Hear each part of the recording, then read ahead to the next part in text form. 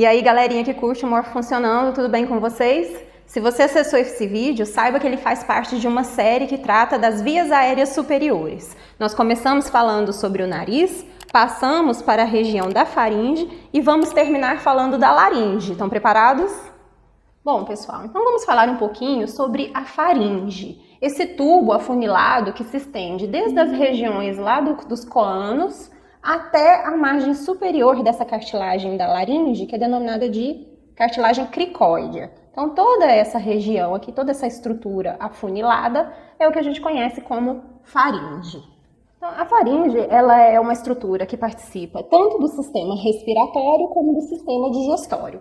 Ela fornece uma câmara de ressonância para os sons da fala, abriga as tonsilas, que são estruturas que participam do sistema linfático, fornece uma via pérvia para a passagem de ar quando a musculatura da sua parede posterolateral está relaxada e participa também do processo de deglutição. De acordo com as regiões com quem ela se comunica, a faringe é dividida em 3 porções. Superiormente, ela se comunica por meio dos coanos com a cavidade nasal. Então, essa porção até essa estrutura que faz parte da cavidade oral, que é a úvula palatina, nós temos a parte nasal da faringe, ou nasofaringe.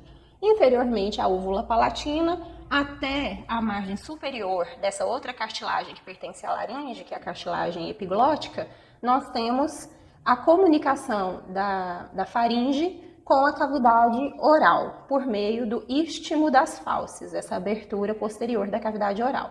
Nesse ponto, nós temos a porção ou parte oral da faringe, ou simplesmente orofaringe. Inferiormente à cartilagem epiglótica, até a margem superior da cartilagem cricóide, nessa porção posterior dessa cartilagem, nós temos a comunicação da faringe com o ádito da laringe, a abertura inicial da laringe. Então, nesse ponto, a faringe passa a ser denominada de parte laríngea da faringe, ou simplesmente laringofaringe.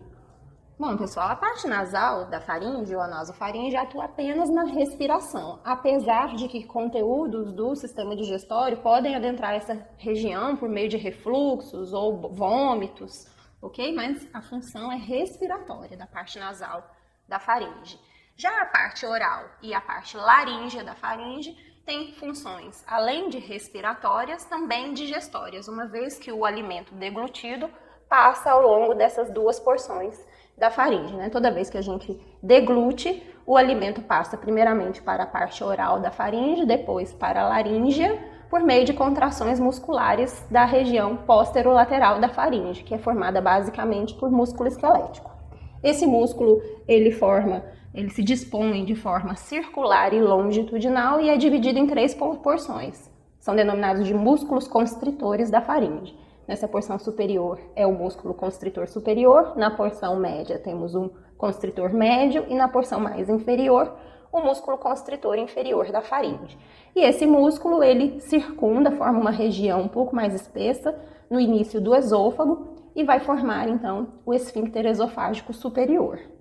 Toda a porção interna da faringe é revestida também por mucosa, sendo que na porção nasal a mucosa é muito semelhante à da cavidade nasal, ou seja, mucosa respiratória, e as porções mais inferiores se assemelham à mucosa oral.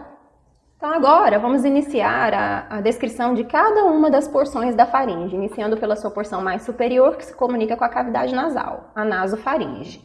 Então aqui a gente tem uma visualização mais de perto da região nasal da faringe ou nasofaringe, como vocês vão ver mais lá na prática clínica. Então vejam que ela é posterior à cavidade nasal e se estende até essa porção inferior do palato mole, onde nós temos a úvula palatina. Então a nasofaringe, ela recebe o ar inspirado por meio dos coanos, que seriam as suas aberturas anteriores, ou seja, 2 aberturas. E de cada lado da parte nasal da faringe, na sua parede lateral, nós vamos ter outras 2 aberturas. Aqui nós estamos vendo uma delas, que é o ósseo faríngeo da tuba auditiva. Este ósseo comunica a parte nasal da faringe com a orelha média, lá no osso temporal. Então, nessa peça nós temos um corte frontal passando pelo osso temporal e aqui nessa região nós temos a parte nasal da faringe. Vejam só o ósseo que dá entrada para a tuba auditiva. Esse é o ósseo faríngeo da tuba auditiva. Então, ele comunica a parte nasal da faringe com a orelha média, local onde a gente encontra os ossículos da audição. Por isso que muitas vezes infecções na parte nasal da faringe, que geralmente é proveniente lá da cavidade nasal, podem adentrar a tuba auditiva e afetar a orelha média, o que a gente conhece como otite média, né? Vejam que a tuba auditiva ela também é revestida por mucosa, é uma mucosa diferente da mucosa da cavidade nasal, mas não deixa de ser uma mucosa, ok? A tuba auditiva ela serve como um local para equalizar a pressão entre a orelha média e a pressão atmosférica. Então, como a nasofaringe ela é aberta para o meio externo, quando a tuba auditiva é aberta por meio da abertura desse ósteo, as pressões na orelha média e na nasofaringe se igualam. A parte da tuba auditiva que se projeta na nasofaringe, ela é cartilagínea e forma essa elevação ao redor do ósteo faríngeo da tuba auditiva. Essa elevação ela também é revestida por mucosa e é denominada de toro tubário. E a continuação dessa mucosa em relação à parede da faringe forma a prega salpingo-faríngea. Vejam também que na parede posterior da parte nasal da faringe nós temos uma tonsila, que é uma coleção de tecido linfóide responsável pela atividade imunológica, né, dessa região de entrada do sistema respiratório. Então ela está localizada, né, num local estratégico e responde a possíveis patógenos que adentram essas regiões das vias aéreas superiores. A tonsila faríngea é conhecida coloquialmente como adenoides e o aumento, né, do seu volume pode obstruir a passagem de ar da região da cavidade nasal para a parte nasal da faringe. É por isso que infecções recorrentes aumentam cronicamente o volume da tonsila faríngea e aí é necessária a sua retirada, uma vez que ela vai obstruir a passagem de ar da cavidade nasal para a porção nasal da faringe e ao longo de todo o trato respiratório. E por fim, a última abertura da porção nasal da faringe é essa abertura que comunica a porção nasal com a parte oral da faringe. Então, vamos agora à descrição da parte oral da faringe, essa porção que é posterior à cavidade oral, inferiormente à parte nasal da faringe e superiormente à parte laríngea da faringe. Então vejam que a parte oral da faringe ela inicia inferiormente ao palato mole e termina na altura do osso ióide ou na margem superior dessa cartilagem, que é a cartilagem epiglótica.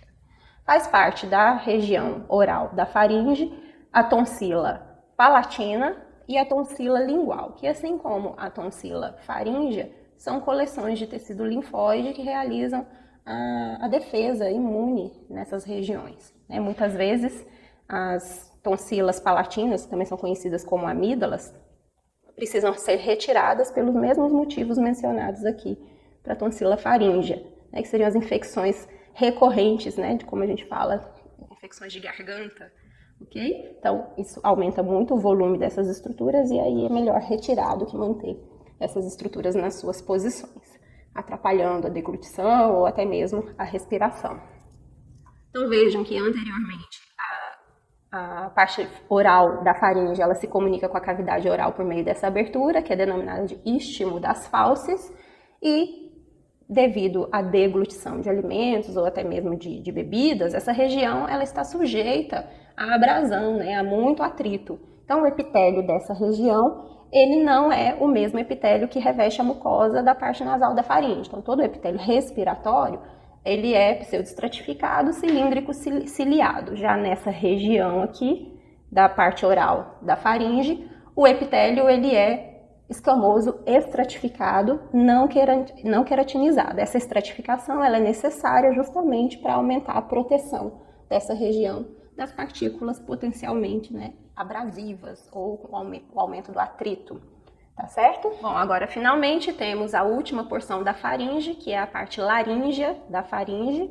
Essa porção da faringe, ela se comunica anteriormente com a laringe por meio do ádito da laringe e póstero e inferiormente com o esôfago por meio do esfíncter esofágico inferior, que é formado pelos próprios músculos constritores da faringe, mais especificamente sua porção mais inferior.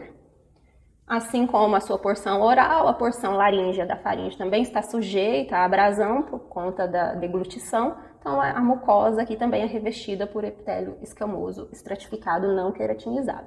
Lembrando que esse termo escamoso significa que ele é pavimentoso. Bom, pessoal, então essa aula terminou. mas ainda vem muita coisa por aí. Então não se esqueça de se inscrever no nosso canal e continue acompanhando as nossas playlists. Like there's no tomorrow.